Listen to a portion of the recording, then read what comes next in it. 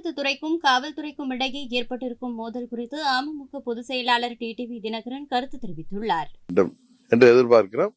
உறுதியாக தேனி பாராளுமன்ற தொகுதி மக்கள் திமுக ஆட்சிக்கு ஒரு சவுக்கடி கொடுப்பார்கள் இந்த பாராளுமன்ற தேர்தலில். தமிழகத்தில் காவல்துறைக்கும் போக்குவரத்து துறைக்கும் இடையே இப்போ ஒரு கடுமையான ஒரு இது நடந்துட்டு இருக்கு. அதை எப்படி பாக்குறீங்க?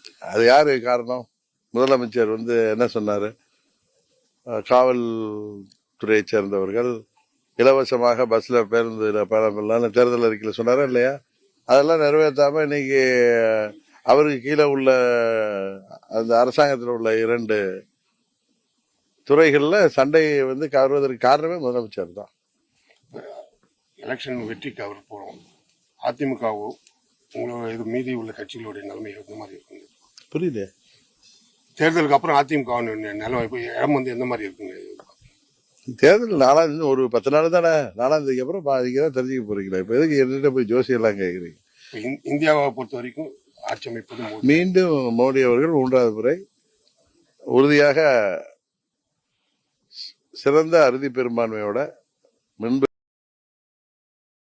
செய்திகளை உள்ளது உள்ளபடி தெரிந்து கொள்ள ரெஃப்ளெக்ட் நியூஸை சப்ஸ்கிரைப் பண்ணுங்க.